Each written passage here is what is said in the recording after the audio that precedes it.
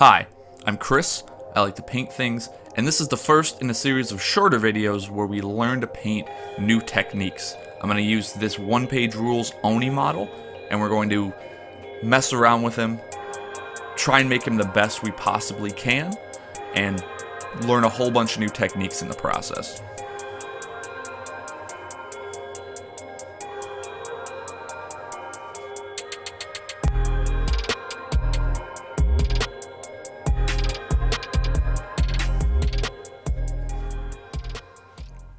First off, we're going to try out some rust effects to get a base coat for everything on this model. We took him outside and spray primed him black. I also, at the same time, spray primed this little dude so I could do some experimentation on. He's not going to look as good as this Oni, but this fabulous sculpt from Page Rules, I'll leave a link for in the description.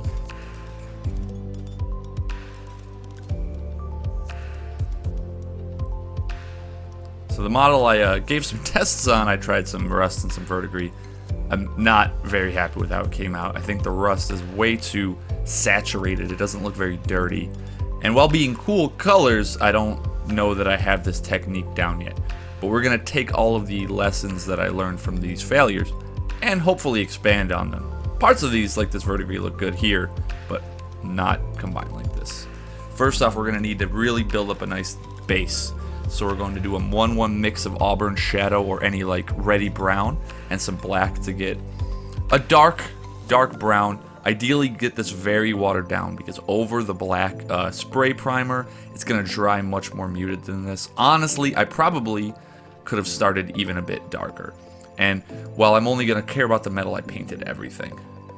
Then I wanted to add a little bit of variation in this dried brown. So I used a much lighter, drier looking brown and did a nice little dry brush, and not even like a dry brush in the traditional sense to pick out all the, the height and the edges. I really just wanted to break up this flat color so that we have two shades of brown underneath, and also aim towards the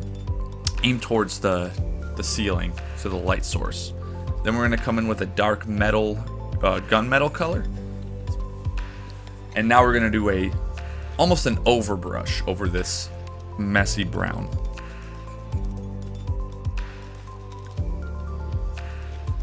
That overbrush should be, about 80% coverage, and then the recesses will stay brown, already starting that sort of rusted effect.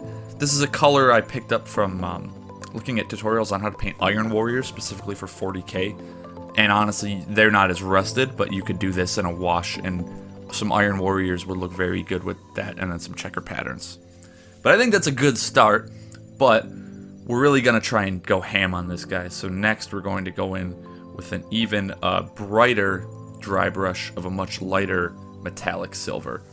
That's plate mail metal. Honestly, probably could have even gone with a brighter silver. I just don't have one in my arsenal. And this, we're doing a proper traditional dry brush, having the brightest points facing the sky get most of the reflection.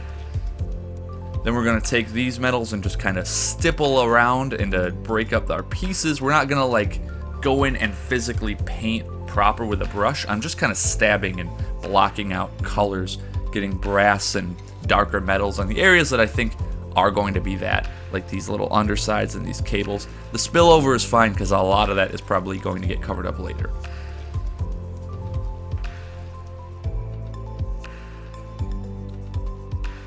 Now that we have a solid base coat, we're going to hit it with some washes to bring out those recesses. I started with Eggrex Earthshade Gloss, partially because I don't actually have regular Eggrex Earthshade on me. And also because I think this might keep the metallic effect we want a little bit more pronounced. The glossy one has like metal particles in it, almost like how a metallic paint might. Flows a little bit differently. I had it on hand, but I kind of like the look of it. We're going to get it really grimy and then wipe away all of that excess. And I decided to cover literally the entire model as a start, and then kind of work from there. Then I wanted to do some more specific washing with some Nuln oil or any black wash to get on darker parts and specific parts that I don't necessarily want to be as brown, and I'd rather have them have a black recess shade to them. And I also kind of went around randomly with this, and this will lead to some errors down the road. I mean, the whole thing is experimenting, so it's not really the end of the world, I suppose. The whole point of this process is to see what does and does not work, and kind of come back. Then I even took some sepia wash to brighten up some of these parts I wanted to be more brassy, like the cool bull on his stomach, and these side panels. And then also, if you do it right in the corners, just in the corners, it really gives an added bit of grunge to it. Especially while the other washes were still wet, they kind of mix. And that sepia tone over metal just looks very nice, but you gotta be very delicate with it and not do what I'm doing here, which is splash this all over my painting table. Sometimes I do this for fun, just to add some randomness, but was it necessary? If anything, it was probably kind of stupid.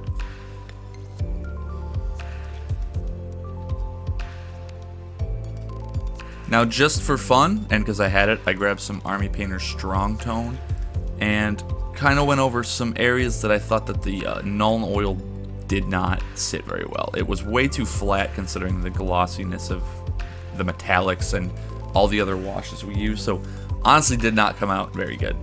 So we're kind of using this strong tone to mask all of that and add, you know, just an extra layer of color on those sepia washes, because this is an even dirtier, more oily looking paint, which I know rust and oil is, you know, but it works. Now for the rust effects, we're going to grab some Troll Slayer Orange and just start super watered down layers over corners, random spots, the hair on my brush. Anywhere that I really thought looked good with the grunge, we're then going to go over it with really thinned down orange. And we're going to do this in many, many layers. The nice thing about the watered down is it reaches into those recesses, which I think helps sell the effect. I don't know, I used some reference images of many painters, and I'm not looking for realistic rust. I'm looking for almost cartoony, but, you know, 28mm heroic scale rust. And then we paint on multiple thin layers of that orange and let them dry at hypersonic speed. Not too bad. I think I know what I'm doing at this point. That doesn't mean it's good, and that doesn't mean I can't do it better. But these results, I'm happy with thus far. But that doesn't mean we can't do it better. So what I felt this was lacking was depth. The orange just exists, and it just looks like you put orange over it. From a distance, perfect, but that's not what we're going for. I want this guy to look the business. I want this to be one of the best models I've ever done. So we're going to try and redo our original mixture of brown and matte black. And we're going to stipple that over the areas of rust. That way we should have just done this originally. That way the rust would have had something to go over. And if we're being real here, I should have hit these areas with some texture paint to really make that rust come out rusty. But we're not going to do perfect coverage, probably again, you know, 70%, just to go back over the orange, and then it tints the orange that peeks through as like a different shade. So when we go back with orange on top of this brown, even better. And then I washed some recesses, kind of fixed some problem areas and some overspill, that sort of thing. These cables, I don't know that I want them to be rusty, so I'm trying to fix them, especially this area down here. Some of this I'm going to have to address later, but that's not part of the video we're doing today. Some of this also, if I'm looking back, probably a bit of a mistake to do this much black wash again, but I really just wanted to add a lot of layers so that the oranges underneath get tinted, and then they blend better with the browns, and it's just a blending game. But it's a random blending game because we're using washes, which is sort of haphazard. So I definitely went back in and with a moist brush just picked some of that black wash back up, especially down there that I left an awful side mark that I don't know how I'll ever finish, or fix rather. Then we went back in and did the same thing we did the first time. Couple layers of watered down Troll Slayer Orange over the areas we just covered up of Troll Slayer Orange with our brown black mixture. Point of this, again, as I've been saying this entire video, it's just layering and layering different tones of color that are all in the same rusted hue. Eventually, when these dry, they should ideally look the business. And I think that makes that orange a bit more pronounced when it's got that brown behind it, as opposed to having just straight from metal to orange. Okay, nearing the end here. I'm really liking what I have, but what it needs is everything to be tied together. So I take our bright silver from before, and I just do some edge highlighting, using a brush on the hard edges. I think edge highlighting is honestly very relaxing, at least when I'm in the mood. I have this really old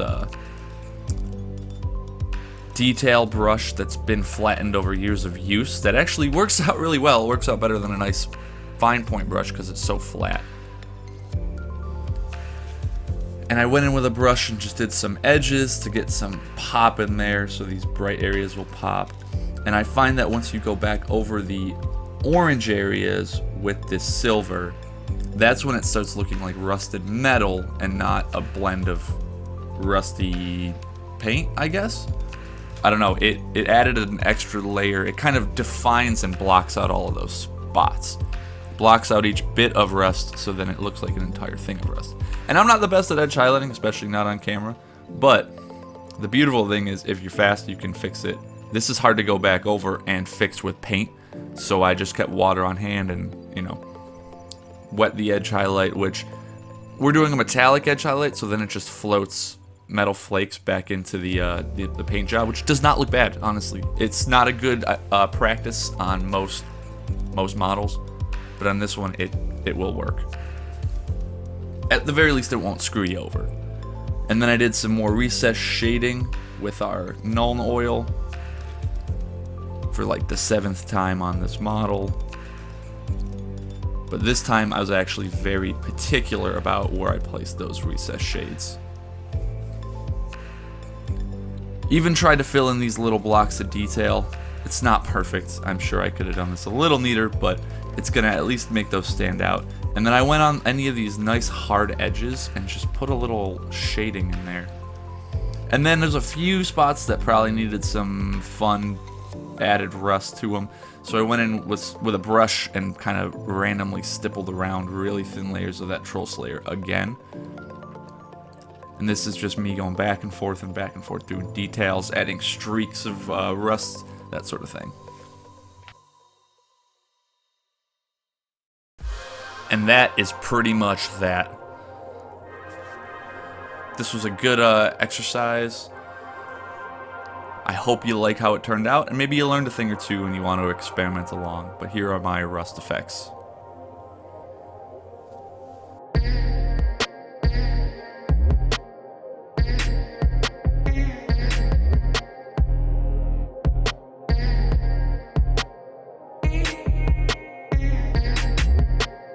I was very happy with how a lot of this came out. That last bit of highlighting with the metallics really brings everything together. Really ties the whole model. And then I also blacked out all of the non-rusty parts to help you kind of see what's supposed to be metal and what's not. Anyway, if you like anything about this or you're interested in more, I hope this was a cool change of pace so it's not a 30-minute video. Just some nice instructions, you know. Either way, I've been Chris, I like to paint things, and I will see you next time.